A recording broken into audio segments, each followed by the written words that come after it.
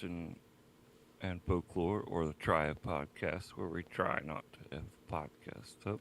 And today we're going to listen to more of Mike Winger uh, going after, Gary, what was this guy's name he's going Shawn Bolz. Shawn Bolz. And he's going after Bethel for covering up for Shawn Bolz.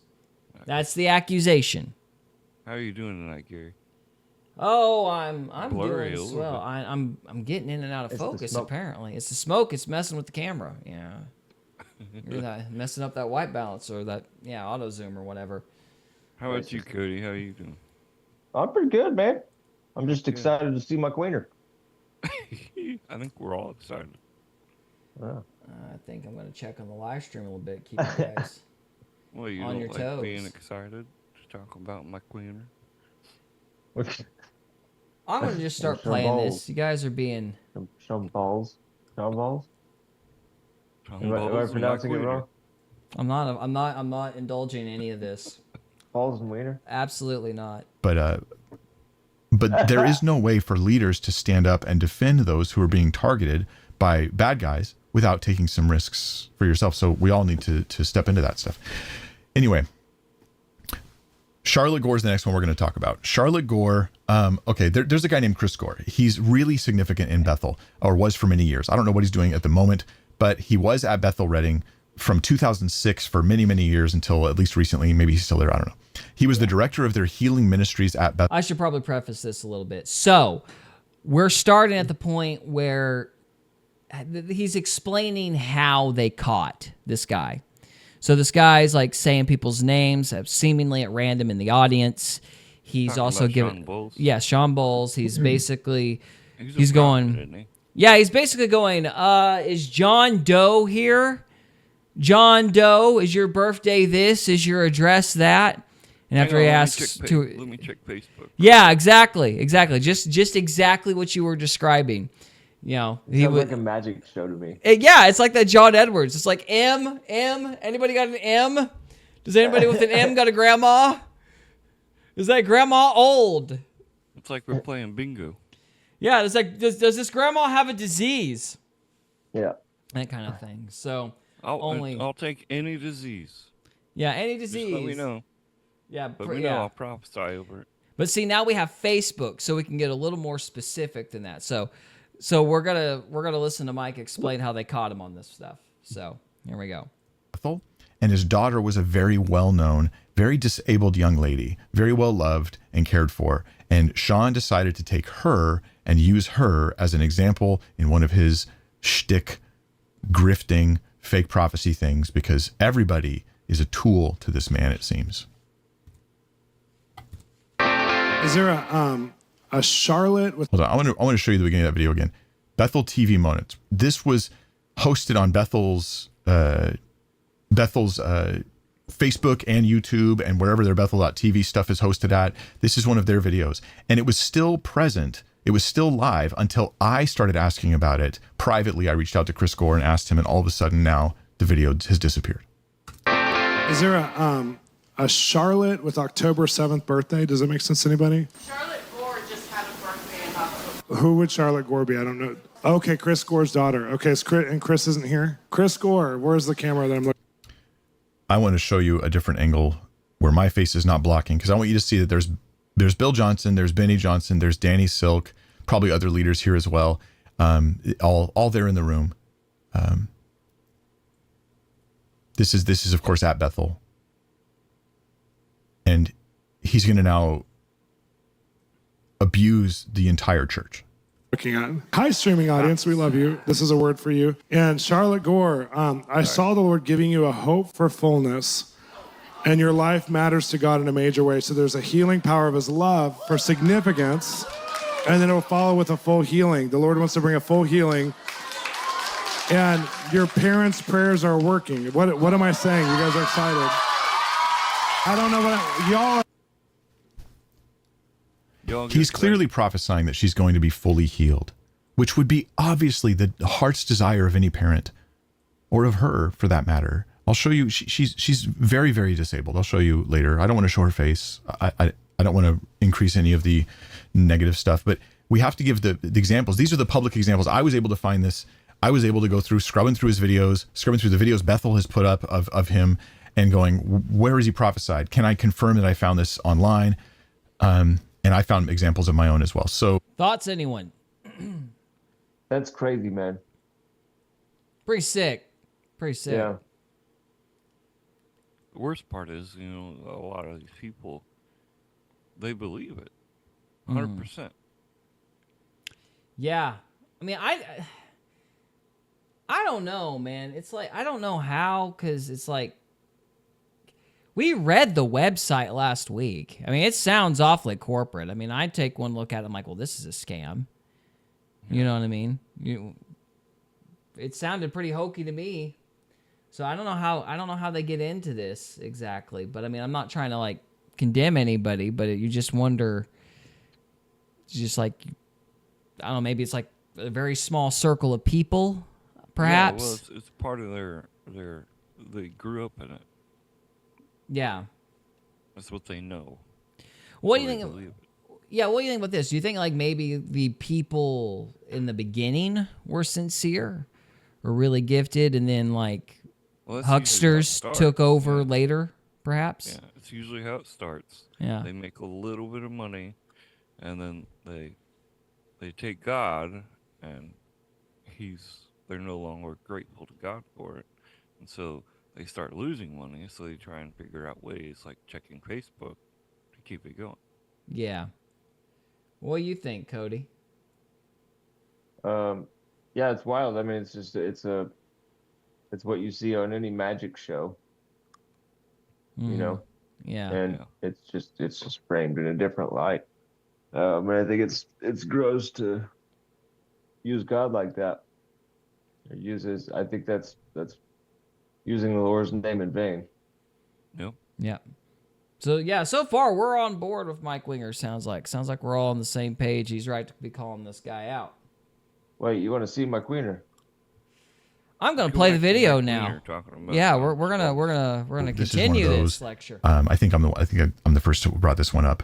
He's doing this to Bethel leadership. Now he pretends he doesn't know Chris. You'll hear he's like, Chris Gore, who's that? Oh yeah, I kind of am aware of him. He knows who Chris is. He's been part of Bethel for years at this point. He calls it his mother church. He's close with Bill Johnson. Come on. He knows. But he has to pretend ignorance to magnify his glory. I'm really excited. So fill me in. Oh, she's in a wheelchair. It's very disabled. Well, God sees those prayers are working, and I know nothing about this family. This is crazy. You know, I have a real prayer in my heart just to be a blessing to Bethel, the church itself. I feel like God wants to resolve some of the long-term issues in Bethel. And Now listen, you've got to understand the background of this. Bethel, I'm going to play what he's going to say in a second, but Bethel has for years been presenting a narrative that they are on a trajectory of ever upward and higher and better, with miracles, with healings, with financial prosperity, and with prophecy, and all of those things are increasing over the years. Now, they're not really increasing over the years, but that's the narrative. They're always increasing. And then Shawn shows up, and he's there, and he's like the guy with these extra prophecies that nobody gets. So it's like he's the sort of the doorway into that. That's the idea. In the movement, that's the idea. So this is why I say revival culture can be dangerous, because it leaves you vulnerable to the fakers, because nobody can have as many miracles as the guy that's faking. So he's going to now take this thing he says about Charlotte Gore. You've been praying for her to be healed for a long, long time. Well, now that healing, the full healing is coming. And now he's turning that claim into a prophecy about Bethel as a whole. You guys are going to be entering into the realm that you've been, heading towards and praying for and talking about, where you're going to get all the healings and miracles and all this. you know, I have a real prayer in my heart just to be a blessing to Bethel, the church itself. I feel like God wants to resolve some of the long-term issues in Bethel. And I feel like this is a picture of it, like where he wants to come in and resolve things that have been prayed for, to give a foundation of faith. The things we're praying for consistently that are always amongst us that seem like they never get resolved, that God's going to start doing something with those things. When I feel like prophesying over Charlotte is an example, I don't know the Gores at all. I don't know if I've ever even talked to Chris Gore over once, so I don't know anything about his family, but I see 3 girls. And I feel like this is a picture of the Lord speaking into something, because he's going to start pulling in into the full glory the things that have been the most undone, that are historic. Pulling into full glory is a specific phrase that has meaning in that group. historically undone. And All right, let's look up what pulling into glory means, because that's one thing we've been doing is we have been looking up these terms. So what do you say, Trevor? Pulling into glory. Pulling into glory. What Glory, what glory. does pulling into glory mean at Bethel? AI says, based on the teachings and philosophy of Bethel Church, specifically Bill Johnson and Bethel Leaders Network, pulling into glory or moving from glory to glory signifies a progressive, transformative experience of God's presence that leads to a deeper likeness of Jesus. It refers to a shift in a believer's life where they move from one level of spiritual experience to a greater one, often accompanied by supernatural manifestations. Key aspects of this concept at Bethel include supernatural transformation. It is the process of being transformed into the image of Christ with ever-increasing glory. This is not just a one-time event, but a journey that happens over time as believers behold the glory of the Lord. I don't know what any of that means. Means It sounds What like it you get means. to do miracles at some point, but I don't know what any of that. prophesy. Yeah. Okay, a shift in atmosphere. So part of pulling into glory requires a shift in atmosphere. Pulling or moving into glory is about transitioning from a lower, less powerful, or mundane state to a greater glory or a greater revelation of his nature, where miracles, signs, and wonders occur. So they're just changing their frequency as well.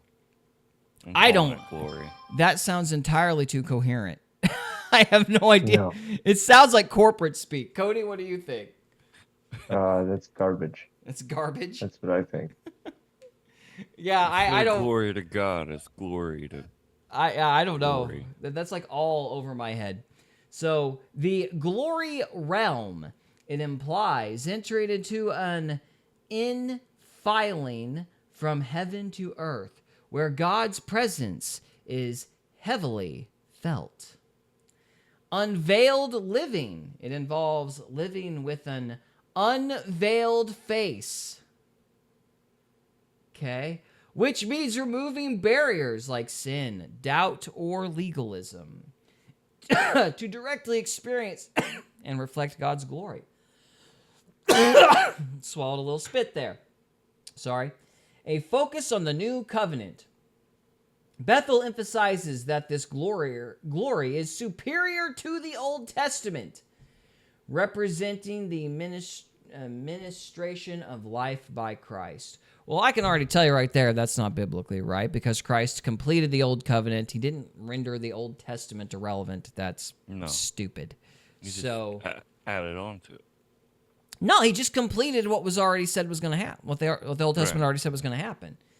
He just completed the Levitical sacrifice, but that doesn't mean everything else is like now irrelevant, you know.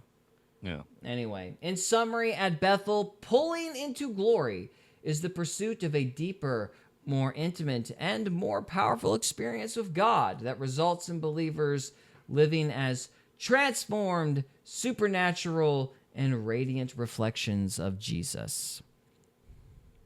Holy Spirit. It sounds like be a good person and you might get to do miracles. That's kind of what that sounded like to me. But I don't know. Anybody have any other thoughts? No. Yeah, I don't know. just- Anybody that wants to facilitate that kind of, I don't know, elevation of a person is up to something, in my opinion. It does reek of sleazy salesman Yeah. type stuff. Like I'm expecting a corporate memo at any moment. You know what I mean? It's like, Man, yeah, today we're going to be learning the 12 steps of what it's like to be closer to God, and then we're going to have a pizza party, you know, Yeah. in the office by the water cooler.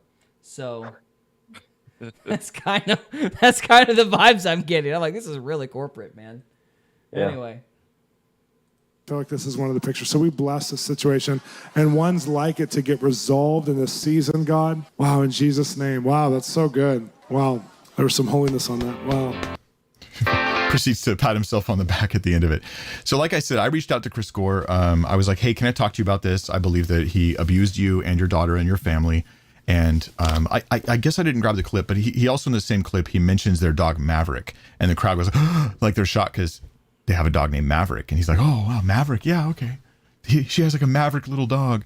And that was also available online. So let me show you that this stuff was available online. This is from Chris's website, kingdomreleasers.org, or it was. Did you say something? Maverick the dog just has glory. Oh, Maverick the dog just says glory. Okay, what did you mean? That went over my head. What do you mean? We were talking about, they have glory. So they were glorifying Maverick the dog. I don't know. I think the dog was on Facebook. You know? Dog is one of their idols. It's like they had a picture of the dog and he just zooms in on the collar, Yeah. you know? But anyway, this gets funnier as time goes on. Like if by funny you mean dark and terrible, but you know. Dark humor, I guess. I had to use the Wayback Machine to find this. But in 2014, this was present, which means that it would have been accessible easily by anybody who knew Chris's name. You could find his site. It says, Chris graduated BSSM and is now working at Bethel in a pastoral overseer role as the director of healing ministries, which he did, it seems, for many years. On his Facebook page, which we have good reason to think Shawn really likes checking Facebook. It's not the only thing he checks. Chris Gore had a photo of his family with his 3 daughters, his disabled daughter, and their dog. Oh, and in the photo, Never mind. it says, our new member to our family has arrived, our dog Maverick. Then he tags 3 other family members, it seems, in this. This is something I learned about Shawn. I scrubbed through people's Facebook pages, trying to figure out, like, was Shawn reading? Let me go back to the date of this event, look at their page, what was being posted recently. And it looks to me as though Shawn frequently wouldn't read necessarily people's posts, like weeks or months long posts, but rather he would just click on photos and he would scroll through their photos to look for connections, individuals, and events like a birthday, a funeral, the birth of a child, the death of a child, and he would use those things in his prophecy. So here, the dog, the child, everything is right there present, and it connects perfectly with what Shawn said. It was all publicly available. Also, Chris Gore posted this word on his page. He was very excited by this. And he says, I want to post an amazing prophetic word where our daughter Charlotte was called out by name and birth date at the Open Heavens Conference at Bethel. I really believe this word is for more than just Charlotte. Now he's echoing exactly what Shawn said, right? More than just Charlotte, but for the greater body that have stood in faith for healing, for long-term issues. I trust that you are encouraged as you listen and receive this word. And this connects well with Bethel. Bethel's been saying, we're going to be the place where nobody dies. Yes, they say that. We're going to be the place where nobody dies. They joke, no one's allowed to die. It was actually Benny Johnson who joked that a few years before she sadly passed from cancer. So this connects very well with them. He knows his target audience well. I think, as much as I have criticism for Bethel leadership, and I do think, Chris, you should have blown the whistle when you knew. You have enough influence. People would listen to you. People who wouldn't listen to me in your circle would listen to you. But you're also a victim, and my heart breaks for you and for your daughter and your family. And I'm so sorry that for however long after that, you guys would be going to church and people are asking about her, checking in on her, praying over her again and again and again and again and again. And if I was your daughter, I'd be like, Dad, I don't even want to go to church. I don't want to be in an environment where everybody's focused on me because of this fake prophecy and everybody keeps hounding me and harassing me. Ultimately, I wouldn't even want to be there. I'd be like, can we go somewhere else?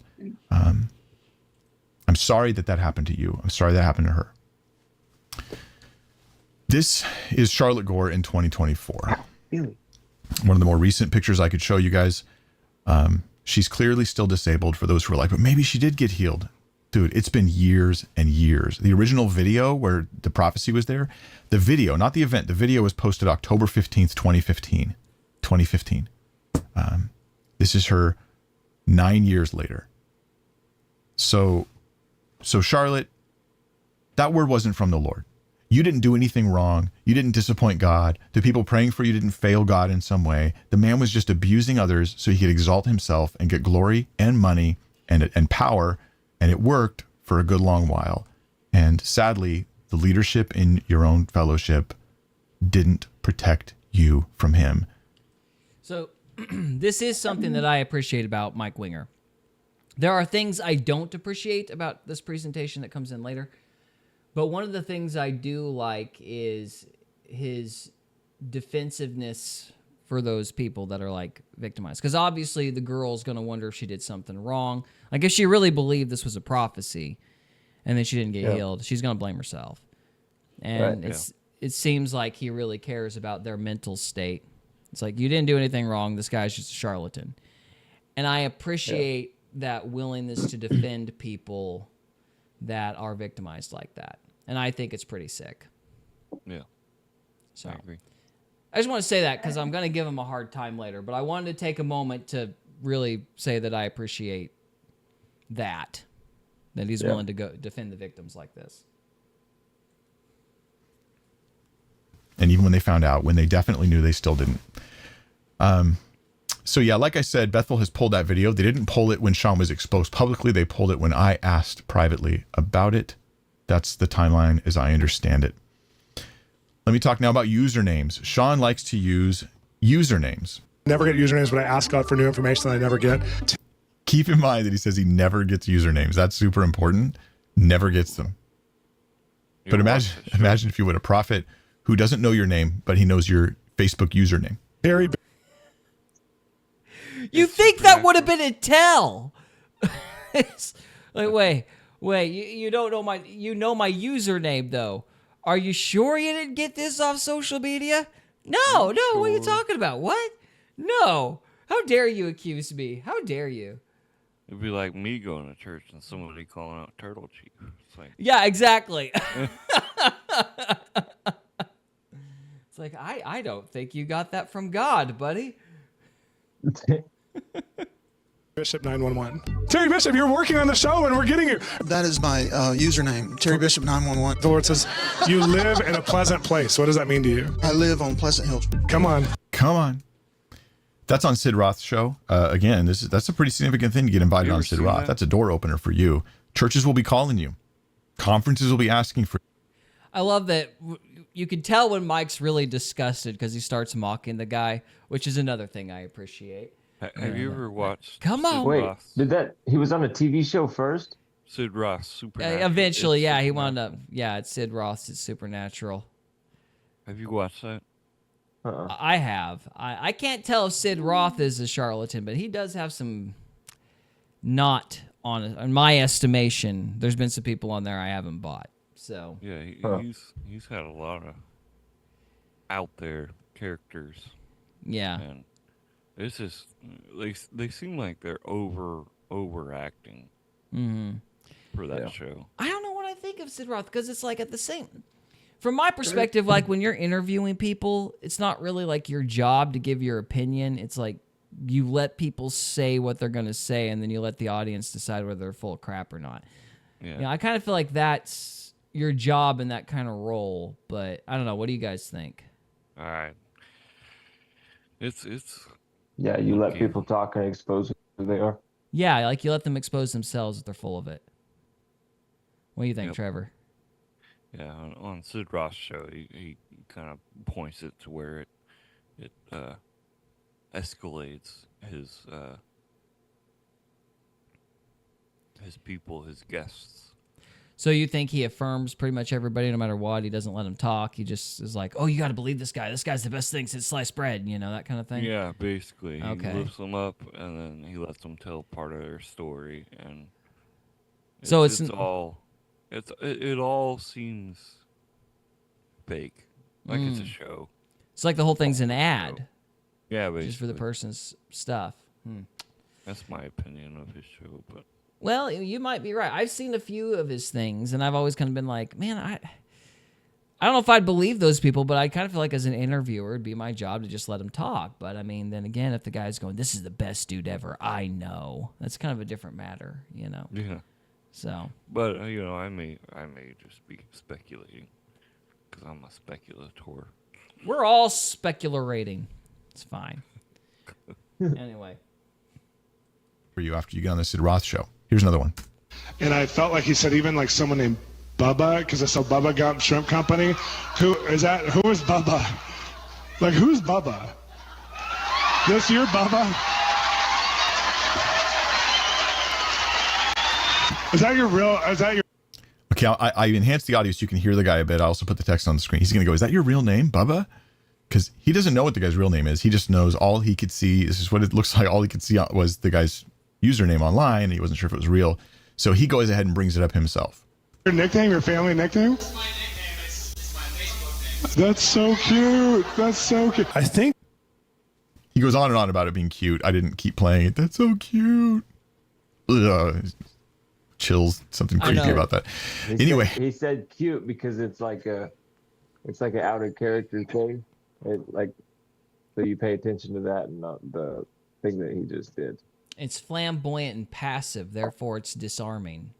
Right. That's yeah. why he did that. Yeah. Yep. It's a cute. It's so cute. Oh my gosh, guys. Here's another one. this is a username or something because it's a person's name. So excuse me if it is a person's name. I'm sorry. L-R-I-C-K. Babsel Rick. Actually, Hold on. We're about to hear from her. Babsel Rick. Again, Shawn doesn't know how to pronounce the names because he's not hearing them. He is probably just reading them off of the internet. And he goes, I want to use this person. All right. They checked in at the event, something like that. But I don't know how to pronounce their name, and they didn't put their full real name online. So what does she say? Little Rick. actually, it's Deborah Ellerick, but my husband calls me Babs, so I Babs. Ellerick. Together here, and I'm trying to figure this out.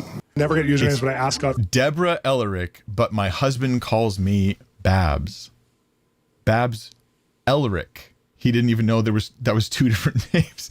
He thought Babsel Rick was the name. So another example of him getting usernames, which I think in and of itself is suspicious. Now we put all the suspicious things together. It's definitive. I mean, there's no reasonable doubt that this guy faked it. And I have a lot more to share. So what I want to do now though is play a video. This is from a friend of mine named Stephen Kozar.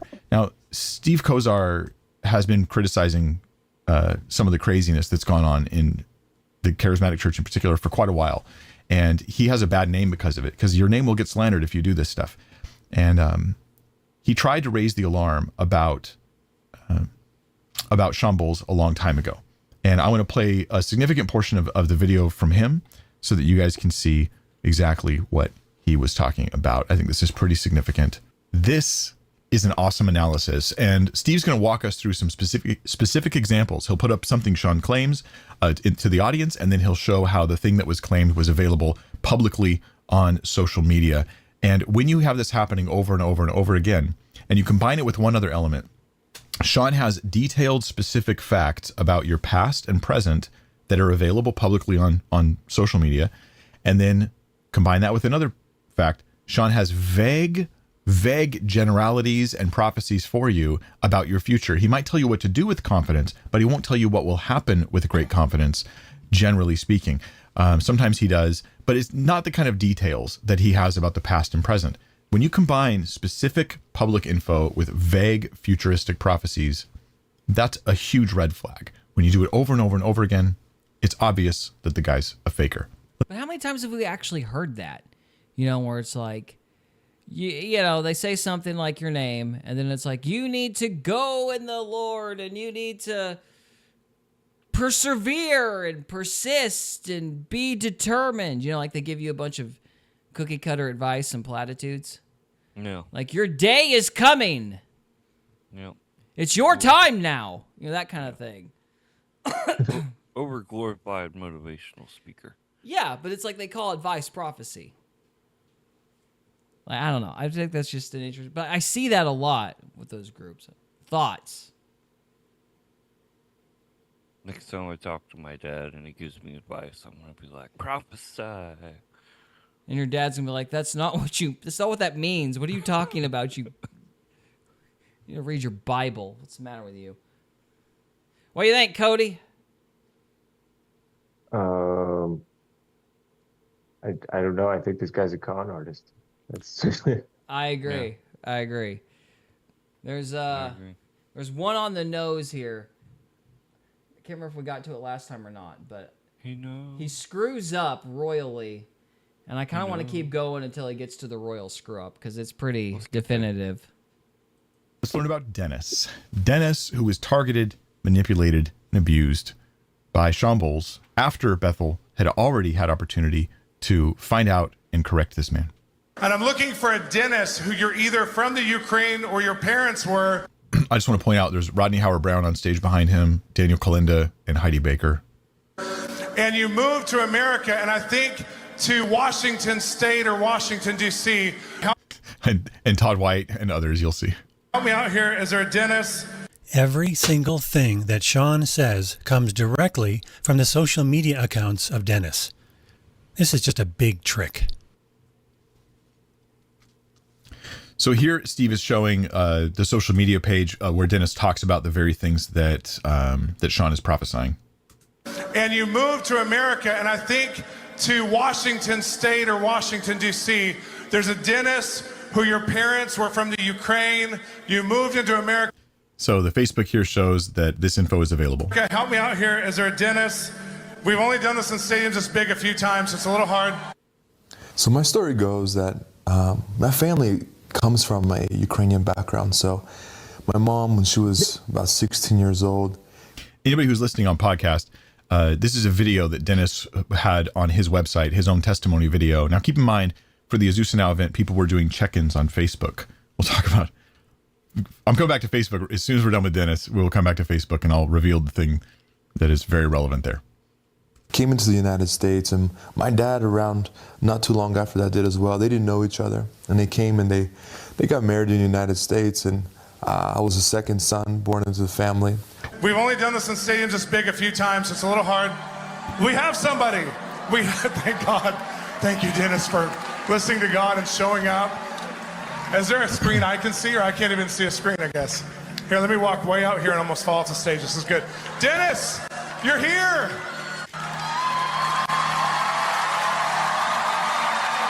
Good. You guys are going to see him in just a second. You'll see Dennis, and he's there surrounded. Oh, I guess he's on screen. There you go. Right there. Right with his arms up, facing and smiling, surrounded by people wearing similar shirts. I can see a little bit. Dennis, the Lord himself has been walking with you since you were a little boy. We were raised in a Slavic Pentecostal background. So my whole life, I heard about Jesus. We went to church. It was something that was always natural. Has been walking with you since you were a little boy. And you had a hard time there in the middle because of some of the things that happened. And I moved with my mom and my siblings to the state of Washington. And I was in 8th grade at this time, moved partially throughout the middle of the school year. And I went through a lot of hazing. There was a lot of bullying and rejection during that time of my life. And I began to start getting into fights and started experimenting with drugs and smoking and all those sorts of things. And not too far down the road, at the age of 15, I ended up getting arrested and sitting a good amount of time in the juvenile system. And you had a hard time there in the middle because of some of the things that happened. So again, this stuff is available on his website. You can find Dennis because he, it seems, checked into the Azusa Now event.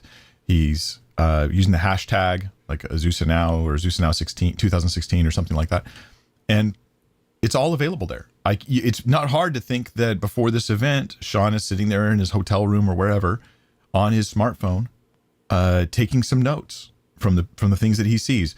Someone saying, can't wait for the next day at the Azusa Now event. And then Shawn's searching and looking at, and I'll show you in a second. We'll get to the Facebook in a second. So it's not a coincidence. All these things are too much to be a coincidence. Okay. Shawn's a faker. And I'll have more witness testimony from people who used to work with him, work for him, and former employees and others that will be adding to this to tell the whole story today. And you had a hard time there in the middle because of some of the things that happened. And you had a hard time there in the middle because of some of the things that happened in your family. But it's going to give you the power over divorce. At about 13, my parents start going through a divorce. And broken families and adoption and foster care. And the Lord is saying he's raising you up. That there's something you're called to build of an awakening movement, an awakening movement. So on the screen just there, Steve Kozar put the website, that this guy's website is Awakening Generation. And so Shawn weaves that into his prophecy. So the guy's thinking like, wow, God really sees me. He knows me. I'm on the right track. He wants me to do this. This is the moment where most likely Dennis is thinking, I know for sure what my life's mission will be. Maybe I've struggled. Maybe I've doubted it. Maybe I've wondered if it would work. Now I know for sure this is my life's mission. I will do everything that Shawn just said I should do. It's something on the East Coast. I think you're on the West Coast, but you're going to be on the East Coast. Apparently it's happening. Right. From Tacoma, Washington, lives in Mechanicsburg, Pennsylvania. The East Coast. And I just That's what his Facebook says. see like Pennsylvania. And God is saying he's awakening something in Pennsylvania. And he's calling you to lead a movement. Steve writes on the screen here, this poor guy's getting scammed. 100% true. I feel bad for Dennis. Dennis, in fact, it may be that what you were already doing is what the Lord would have you do. That may well be. But if you have been fundraising based upon this word from Shawn Bolz, you have to stop. And that doesn't mean that your ministry is invalid or that your calling can't be in place, but you need to disregard this and know that many, many, many other people experience the same thing from Shawn. Learn from it, grow from it, move on. If you need counseling, Dennis, reach out to my ministry. We will, no strings attached, we will pay for you to get some counseling from some reliable, trustworthy people who help people recover from spiritual abuse. That's just horrible. Yep, it's terrible, man. Yeah. I'm going to post my life stuff on Facebook and go check in. Yeah, it'd be a good experiment to see if he's still doing it. Because remember, we looked at the website last week, and he was denying doing any of this. Yeah. You know. So he's just Brandon Biggs with more power. Well, he's Brandon Biggs with a Facebook account, I guess. So. Yeah. But, I mean, he just literally looked at the guy's website. But what's interesting is, he didn't just say Tacoma, Washington. He's like, oh, it's on the... Or what was it? The big East Coast, something with an M. East Coast. Pennsylvania. You're from Pennsylvania. Of course, the reason he probably just said he was from Pennsylvania is just the same reason I'm saying he's from Pennsylvania. Can't pronounce that big long M word because the guy's hometown was like 5 syllables. It's like I'm not gonna attempt to that. Pennsylvania's good enough, right? So good night. That's just awful, man. I mean, kudos to Mike for offering counseling and stuff. So, because I'm sure this is quite a can you imagine believing that some dude had prophesied over you and then finding out he just read stuff on the internet? That would make you question everything for a while. That would get in your head for sure. Yeah, that is some dark crap. Anyway, apologies. My office is losing the battle to the elements outside. It is getting cold in here. My Dennis, there you are. And Dennis, I'll tell you this. I have to face you and face you 2 ways. I don't know how to do this. But I'm telling you, your heritage in Eastern Europe. My family comes from a Ukrainian background. God is going to send you not only to America, but he's going to send you to North America. He's going to send you to South America. But he's going to commission you. Not just send you, but commission you over the Ukraine and Eastern Europe. And something's going to happen you can't even dream. So yeah, on the screen, more information from social media that confirms that Shawn could easily have just data mined every single thing. Something's going to happen you can't even dream up. Really? This is supposed to be God talking? A God who apparently can't even be specific? He's putting you right now on the highest lampstand that you could shine from. And it's your time, brother. It's your time. Just about a year. Okay, now he's going to get into a couple other things that I thought would be important to just throw in here. Shawn. Just before that, did you see how many people were in there? How in the world is that movement that large? Well, it goes back. What was it? Rodney Howard Brown? You know what? And What do you know about him? when we did our thing, it was a while back on what's his name? Dang it. Uh, the other big guy. There's Oral Roberts, Kenneth Copeland. Kenneth Copeland. Okay. Kenneth Copeland, Rodney Howard Brown. They're interconnected. Like they work together. Sometimes Okay. Rodney Howard Brown will go to Kenneth Copeland, and it's a generational. So this is a following that's built up since, like, what would you say, the Oral Roberts movement, or even before him? Yeah. before him, huh? I'll have to look back at my. I think there's a lot of people looking for a savior, and they grab onto these false prophets. Yeah. Yeah, I'm just astounded because you would think, because this guy, he didn't really get caught till like, what was it, 2016, 2019? I don't remember exactly how long it was. But so he was able to pull this off for a while. Yeah. So, anyway. All right. So we got I some feel like false... humans progressively get harder to trick as we go along, too. Yeah. Yeah. Yeah, they're running out of way. We've hit a lot of landmines over the years, so. But sorry, Trevor. Go on. Same social media, we're able to see more big stuff, and we're like, that's not real. Yeah.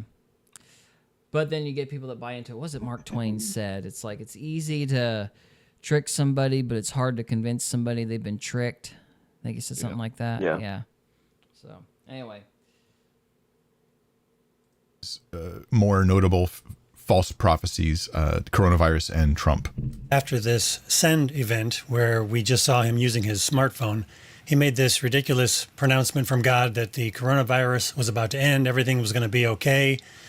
Even now, several vaccines are coming out. This was in February of 2020.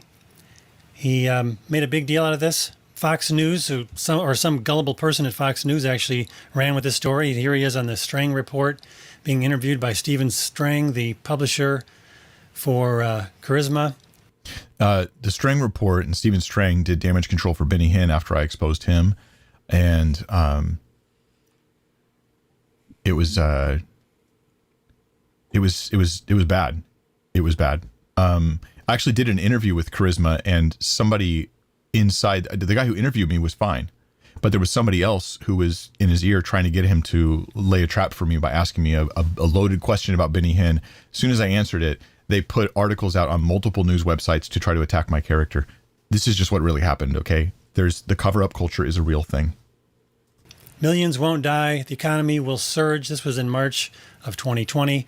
Also in 2020, he made the prediction that Trump was going to win his second term, just like all the other false prophets. Then he apologized for it and said, hey, I'm just learning. I'm taking... Just for anybody who's like, well, I think he did win in that initial 2020 election. Actually, so that's not relevant to the point we're making here. So he said Trump would have 2 consecutive terms, that in 2020, he would be the president for the next 4 years in office, right? And that didn't happen. And so whether you thought the election was stolen or not is not relevant to this particular issue. He said it would happen and it didn't. So he was wrong about a big prophecy. I am going to say this in defense of Kim Clement, though. Well, first of all, I need to take a step back. Like, why would you be dumb enough to sit there and predict the outcome of an election when you're not sure? I mean, good night. You would think these guys, charlatans that they are, would be smart enough to not do that, but I guess some of them did. In defense of Kim Clement, though, he did qualify that Trump would serve 2. He said Trump would serve 2 terms. He never said they were consecutive, and he made a very specific qualifier. He said there's going to be some things that happen in the middle that are very confusing, So, but that was like before Trump was ever even president. So I just want to throw that out there. Kim Clement also said that there were going to be 2 terms, but he did qualify that there was going to be some stuff in the middle that was going to be kind of odd. But anyway, so there's that. Trevor, you look like you're looking something up. You found anything? I was trying. I had a list going, and I think I deleted it on accident. Of how these guys were interconnected. Oh yeah. Well, I'll that have would to be interesting. see. I'll have to see if I can find it. Like I connected it, Kenneth Copeland with Rodney Howard Brown, and It's all just uh, one big circle, huh? they're all interconnected. Do you remember that video we did on the laughing, where everybody was laughing? Oh yeah, yeah. Where Kenneth That Copeland was at that. That's where Rodney Howard Brown got his start as well. interesting. That was creepy. Yeah. That was one of the creepiest. It's like that. That doesn't seem holy at all. Yeah. Well, they do the whole unspeakable joy teaching. Yeah. Yeah. And that's where that comes from. It just sounded like all the jokers got in one room. Yeah. So that's this prophesying is part of their ministry, if you will. Gotcha. All right. There was so many of the guys that were wrong about Trump that year that it was like the Lord was exposing the fake prophetic in the charismatic movement. Sadly, it didn't seem to have made that much of a difference yet. Risks. I'm just trying this thing out. That's not how prophets work in the Bible. It was actually at the same event that Shawn prophesied over Daniel Kalinda. This is a video that's still up on YouTube called Shawn Bolz prophesying over Daniel Kalinda at the Sin 2019.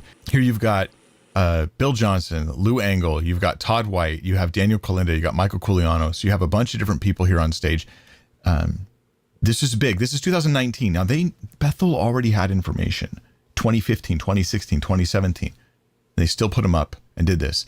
And the thing is, for someone like Daniel Kalinda to have this moment where Bolz calls him out and he's like, God's giving you a special upgrade to your anointing and da-da-da-da.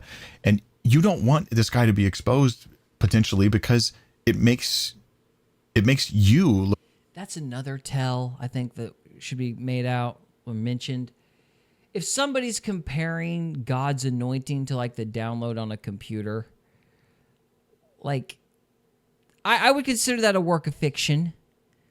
You know, I don't know if God actually works like that, downloading information into you or whatever, or upgrading your prophecy or whatever. That just seems like very bizarre wording to me.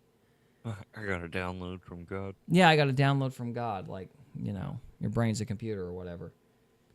Well, they're training us for when they actually chip our brains. Yeah, there we go. Yeah, it's going to be, what was it? What does Musk call his thing? Neuralink? Is that what it is? Yeah, that's good. Right. Yeah, I got a spiritual Neuralink. There we go. Fellas, I'm gonna need a Neuralink to stay awake. Okay, well, do you need to get off here? Because you're welcome to get off here. We got about 10 minutes, I think, before we're going to wrap it up, but it's up I to think you. so. I'm gonna bounce. All right, go ahead and bounce, man. Thank you. Appreciate you Later, coming. fellas. Later. Yes, sir. All right, let me correct here really quick, and then we will go to the two-shot to share screen. While I'm doing that, what do you think, Trevor? This is kind of depressing. Yeah, I need to look. Sorry, I need to get back into that research that I was doing. Yeah, man, that'd be really interesting. Bring all that back up, because I was trying to research that for when we got into this type of stuff, just so I could have my information, ducks in a row. Sure. And we lost interest in this, so I think I deleted all what I had collected. Well, I don't think we lost interest in it so much as we did not want to be the prophecy guys. I felt kind of bad because I felt like the people that, believed in Brandon Biggs kind of thought I was on his side, and then I changed my mind about him, and I think people felt very betrayed. Yeah, And that's what happened. Yeah. That very poor research that I did on Brandon Biggs, that episode. Oh. I got upset and deleted everything. Well, you didn't need to get upset. That sort of thing happens, We're on live stream. You're gonna do stuff like that, but yeah, no. I mean, the Epstein stuff kind of took over too. That blew up. That was another reason why we switched gears, because I was livid about that. Now we're in this weird standstill phase, and I guess stuff's supposedly stuff was still coming out. I don't know if it still is, but we're still waiting for the 302. Yeah, 302 forms. 302 form. What's a 302? Well, if I remember correct, I might be getting the name of the form wrong, but the contention now is that there's still a basically we're wanting, or Massey was wanting the interviews that the FBI agents did with the victims, the specific like instances, because that would really tell you who was where, and if you're able to compare and contrast the different accounts, you can kind of see where the commonalities are and what the outliers and the lies are and that kind of thing. Yeah. So I think we're still waiting on those, and that's kind of the big pivot point. And I keep hearing rumors in the wind that he's going to get rid of Pam Bondi and Patel at any time. So it's like I don't want to like dunk. I don't want to put the thing back on until I know whether or not he's, actually going to get rid of them. Because I think he'll be all right if he gets rid of them. But as long as he keeps those guys on, at the DOJ, I mean, they're gonna run a Nixon on him and try to impeach him because of those two's corruption. I mean, that's what they're gonna do. But what's another impeachment? Oh, is this number 4? 4 or 5? Yeah, that's ridiculous. Anyway. All right, moving on back to this. Let's see. Go back into it. Yep. Look like there's something not right, because you're like getting anointings from these guys. And so there can be this sort of mutual dependency where these guys give each other prophetic words, and then it's hard for them to expose one another. Where's Daniel? Daniel Clinton, come up here real fast, brother.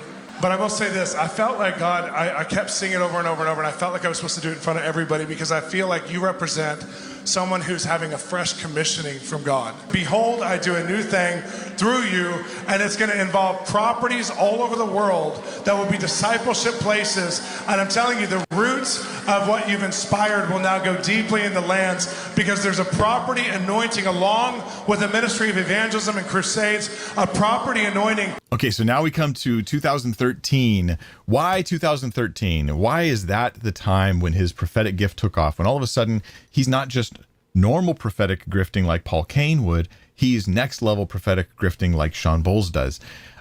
It's the same time as Facebook introduced, remember social media is not that old really, Facebook introduced a new feature called graph search. It gets put in place. The beta of it is announced January 15th, 2013. And now you can search. You can check hashtags, and you can search for people's names.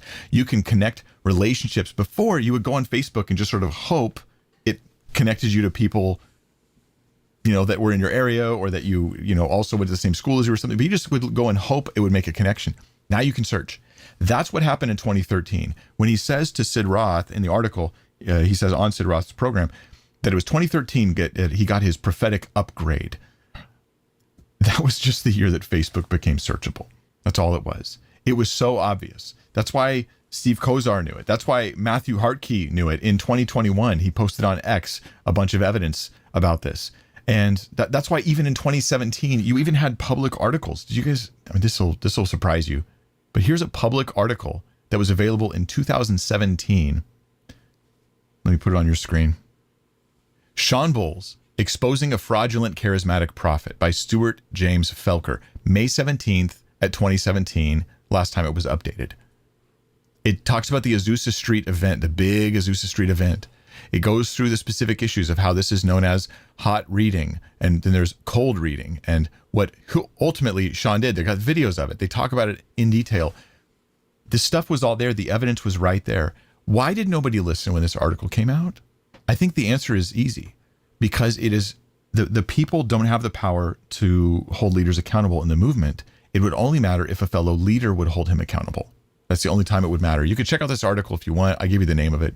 It would be easy to find. Again, it was even earlier than that. April of 2016, I've seen screenshots of Facebook conversations people are having, April of 2016, about Shawn Bolz data mining people's information off the internet. People had the info, they just let it happen anyways. The leaders didn't stop it. There was one guy who tried to call it out. His name is Jason Smedley. And he started recording back in 2015, recording things that Shawn was saying and then comparing them with social media. He received a lot of criticism from the people around him until finally Paul Cain, of all people, reached out to Jason Smedley and gave him a hard time. I think I have a clip. I guess I'll share that with you guys a bit later. We'll talk about Jason Smedley more when the time comes. So people knew. They had the info. They didn't do anything about it. And I honestly don't think that was the first time it came up was 2015. I don't think that's the first time people realized something was wrong with Shawn or the grift was going on. I honestly believe that Bethel knows there's a whole bunch of fake stuff going on, and they're just okay with it. There are reasons why they think it's okay, it's acceptable, it's serving some greater good, or it's serving some other not greater benefit. I don't know what the reasons are, but I do think that they're aware of this stuff. It was actually 2006 when Bill said according to a witness of mine, said that Shawn was his spiritual son. Now later they'll claim they have no authority over Shawn, but Shawn was going around, according to a former employee, saying that Bethel was, quote, his mother church. His mother church. Now, when time came to hold him accountable, you'll see the text messages later. Chris Valentin goes, well, we have no authority over him, so, oh well. And then Cheon's like, I don't really have authority over him. Patricia King's like, I don't really have authority over him. And nobody's around to help when the time comes. But all this to say, Bill Johnson, for sure, was aware of the prophecy issues and the sexual harassment issues in 2023 when he made the video on TBN. On TBN, where he endorsed Shawn, not only endorsed his book, Translating God, but endorsed his character, the character of the man. In fact, let me read you one line from Bill Johnson's foreword to the book, which he obviously still stood behind in 2023. He said about Shawn, the time for the authentic has come. Yeah, right here in his foreword to the book, the time for the authentic has come. There's more. There's a lot more, actually. Now, TBN had Shawn hosting a show on TBN long after the evidence had come out internally, where all the circles of special important people knew about it. But TBN, when it went public, they just quietly scrubbed the data off the internet. They got rid of all of his shows. He had a show on a network, and it was just disappeared without announcement. Because when the leaders know about it, nothing happens. But when you know about it, public knows about it, then they hide. So this video I'm going to show you here, I actually took this, it was like last year, February or something like that. It was quite a while ago. And it was just when things started going public, because Minor Prophets went out and made their video where they were saying, hey guys, everybody knows, and nobody's doing anything about it. But this is before the witnesses came forward. I have more information. I have stuff that nobody's heard before that I'll be sharing with you guys today. So anyways, this is what TBN did. All right, I've been looking into Shawn Bolz stuff. This is his search results on TBN, which previously had a video of Shawn Bolz and Bill Johnson, which has just been scrubbed from their site. It's gone now. The link doesn't work. I think I've already showed you guys that at this point in my video, if I did what I plan to do. But when I click on these other videos where Shawn Bolz shows up, you actually go to them. Okay, that looks like it works. There he is, Shawn Bolz. It's his show, I believe. Translating God with Shawn Bolz, that's his show. When I click to watch them, it just says technical difficulties. If I do this with another video, this is him and Cheon, who's an NAR prophet guy, apostle, supposedly, and same issue, technical difficulties. If I click the next one, it'll go down here to this one, engaging a culture, open link, a new tab. Here it is, looks like it should be there. The placeholder's there. The video is cycling. No, apologies. Technical difficulties, it says. You guys see me. Sometimes I wear hats. Anyways, this is part of what's going on is a what looks like TBN scrubbing Shawn Bolz from their website. There should be, if this is the case, if he needs to be scrubbed from their site because he is a false prophet who's been misleading and deceiving people and causing harm, and well, then they should publicly come out and say it. That's the responsible thing to do. That's the biblical thing to do. That's the Christian thing to do. I don't think they will do this. It looks to me like it's more of the same. Protect the movement, protect the self, cover up, but don't warn the people who they misled by putting this content on their site in the first place. So the people who I especially think are accountable for dealing with Shawn are those who platformed him. They have to deal with him. The people who are actually dealing with him are people who never platformed him, whose hearts just break for the victims, and who are saying this has to be dealt with. We care about prophetic integrity, and more charismatic people are making noise about it. And I'm proud of you guys, and I'm thankful that you are. That's a good thing. But I want those leaders. I hope they watch this video. I doubt it. I doubt Chris Valentin would watch this video. I doubt he would give it the time of day. But I hope that they will, because what I want you to see next is I want you to see this. This is Jubilee Dawn. She's going to talk about how healing it was for her when people finally exposed Shawn for who he was, and how it blessed her and it meant so much to her for him to be called out. And this is what you do: is you vindicate. You're not just calling people out because you hate Shawn. You're vindicating the people that they hurt. You're bringing healing to where harm was brought. You're even, if you call out from within your own group, you're even bringing purity and integrity back into your group. But Bethel did none of those things. The person who reached out to me said that he hoped that this was not triggering for me to hear this information, but he thought that I deserved to know. And it is just healing, to be honest. It's so much closure. It is what 24, 25-year-old me needed to hear, was that I didn't need to stay in that marriage and that none of that was real. So I love my TikTok community. I'm so thankful. I would have never had the, I don't know, just that absolute healing confirmation if it wasn't for this app and the community that I've built on here. So I love you guys. Thank you so, so much. You have changed my life. Bethel could have easily... Okay, so I think we're going to stop there. There was one instance that I wanted to get to, but I must have got to it in the previous episode and forgot. Well, basically, he mispronounced a woman's name, and it was really obvious that he'd screwed up. And because he had overreached, and what was it? It was, let me see if I can find it. Hang on a minute. I feel like we had talked about somebody. Yeah, that's what it is. We'll go back to it here really quick. Let's see. This is 426. I want to end on this because this was like the most obvious, egregious one. And so we'll watch this one. He led with the most egregious one, and then all these other examples were kind of on top of that. So we'll go back to that really quick. Okay.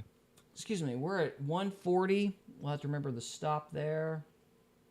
40. So this was the particularly bad one, and this is really the one that I think probably got him caught. So we'll go back to it. Just because I said I wanted to end on that one. So, all right, here we go. Yeah, as the first example, apparently, I screwed it up. I saw a friend of mine, her name's Kelly, and I saw her standing on a road. Does that mean something like it's maybe a last name, Kelly? Is that you? Kelly Rhodes? God knew you'd be here. I didn't, but God did. That's awesome. Hi, Kelly Rhodes. I feel like, Kelly, you're like one of those people, those hidden figures. There's something so special about you, but you've been hidden in it. You're about to be revealed. Like, I feel like your due's about to be paid for. How you've supported and helped so many people, and how you've been a good daughter to Doris. So he's really going to focus on the mom. He knows more information about the mom than he does about Kelly. So he knows her name. He knows her birthday. I feel bad for the lady here. I consider her my sister in Christ, being manipulated by this guy. It's infuriating. I admit, as I see this, as I watch it, I'm angry at Shawn Bolz personally. Very angry at him. I'm trying to not sin in my anger. I think the anger is appropriate. But I'm angry also at those around him. Again, this is at the More Love, More Power event in 2017. Shawn had already been exposed. At least the chance to expose him was there because Jason Smedley had tried to blow the whistle, and instead he was attacked by Paul Cain, the fake prophet pervert, who was predatory towards young people, young men, who Mike Bickle delivered to him. It's the craziest stuff in the world, these things. And he still had a place to even attack. Like in the movement, he still had some kind of influence to even be able to attack somebody. Is crazy. I blame the leaders, the current leaders in the charismatic church for the last few generations, the ones in particular that I'm naming, not all of them, absolutely not all of them. But I'll tell you what, if there's good leaders there, show yourselves to be good by calling out the ones that you know. You need to. Now listen in to the most revealing moment, probably of all of the Shawn Bolz videos that I can show you, has to do with Doris Rhodes. And how she's like your best friend, and And I feel like God's just saying that everything that she prayed for and is prayed for is going to still come for the family. And I feel like the Lord's saying, you're going to start to see the manifestation of what you prayed for. You're going to start to see the reality. I wrote down January 27th. That's her birthday. Is there? I saw Psalm 105 over your family, and Listen. read that later on. But did she or you ever live on a 105 like slaughterhouse or 105 something? Or does that make sense? For some reason, I saw the word slaughterhouse, but it wasn't bad. I know it was a weird. It's a weird. I took the risk because He just tried to call out her address. He got it wrong, and now he's trying to recover. everything else felt like it was, connected to God. But I just maybe research that a little bit. If I miss that part, it's not a big deal. I just want to remind you guys, it was Shawn Bolz' idea for us to research that a little bit, and research it we did. Actually, it was Matthew Hartke who researched this, and I don't know if anybody before him did or not. He's the first I know of who researched this and posted it online, and he showed that there is actually a Doris Rhodes who lives on 105 Slaughterhouse, who lives in the same area as the other Doris Rhodes, in the same area as this event and everything. Or where her Facebook says she lives, excuse me. It's just a different Doris Rhodes. There's just more than one Doris Rhodes in the region who is similar and, older and all this kind of stuff. 105 Slaughterhouse. That to me is an incredible smoking gun. There is no way on earth that this guy randomly got from the Lord a real address of a real Doris Rhodes that was the wrong Doris Rhodes.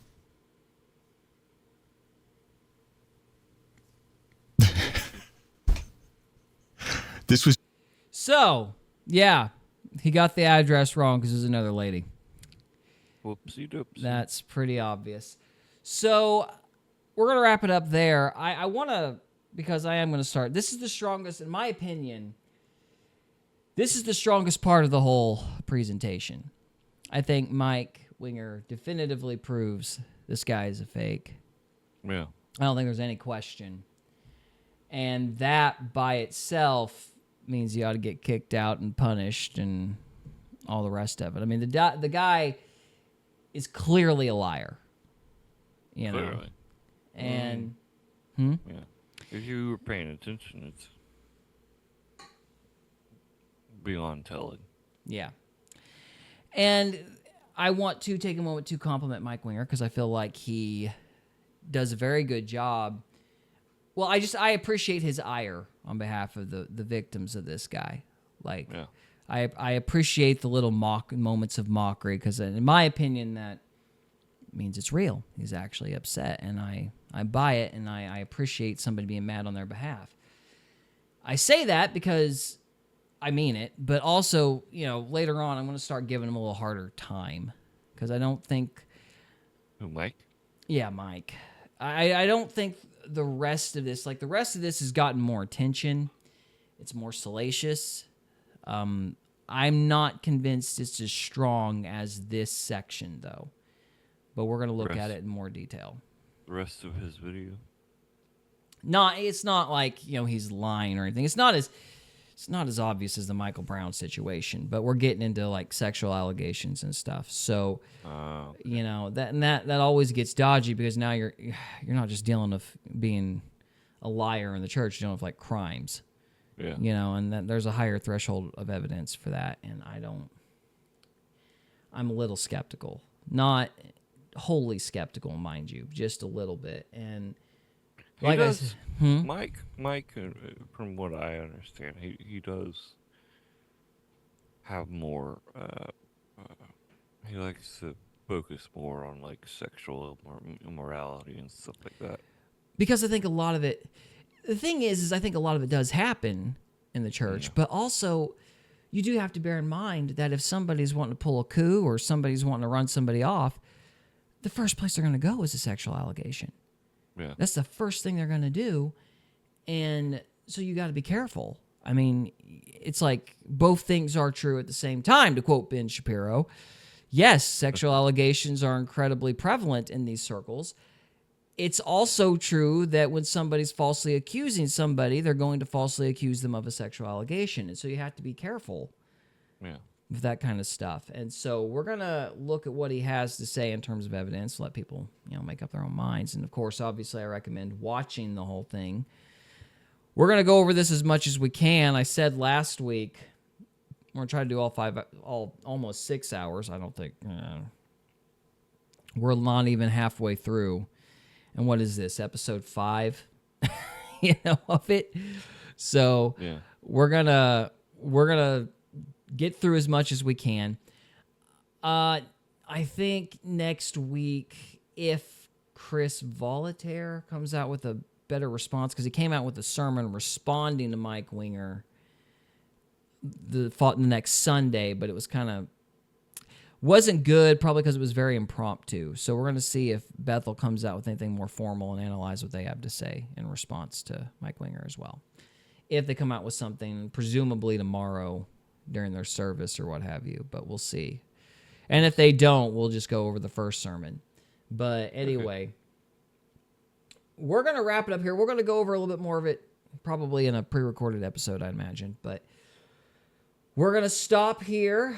Before I go, I have to do the obligatory, what's obligatory for me? Add The Familiar.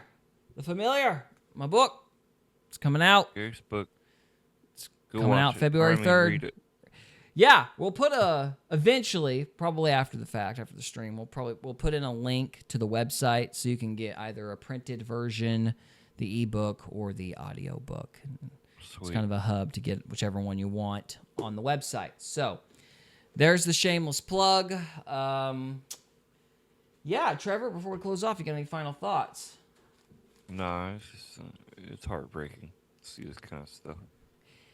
It is, because you tend to believe I personally want to believe the prophecy is real, so I kind of hate seeing this, but this is pretty blasted obvious. Yeah, and this is how you lose people, and this is why some people leave the churches, because they realize what's really going on, and then they're just they have church hate the rest of their lives.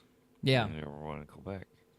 Yeah, this is certainly the sort of thing that will run you off. I mean, it's pretty dark. So, but the one thing you have to bear in mind is that predators go to the watering hole. The bad guys, it means the bad guys are going to go where they think people are vulnerable. They're going to go where they think people aren't paying attention. Yep. So you have to bear in mind, it's not that there necessarily is something systemically wrong with the church or a movement or whatever. It's just bad people are going to go where they think they can hurt the most people or make the quickest buck or whatever. I'm making a buck. Yeah. But bad people are going to gravitate to where they think there's vulnerability, regardless of what the institution is. Yeah. That's just human nature. And regardless of whether an institution's bad or not. So you have to bear that in mind. So, all right, with all that said, I think we are going to call it a night. So, guys, thank you so much for watching. Thank you. And we'll see you in the next one. See ya. We hope you enjoyed this episode of Faith, Fiction, and Folklore. If you did, we would love it if you would subscribe to us on YouTube or follow us on Rumble. We can also be found on X, Instagram, and Facebook. And we are available on Spotify, Apple Podcasts, Amazon Music, and iHeartRadio. Thank you again very much for listening, and we'll see you next time.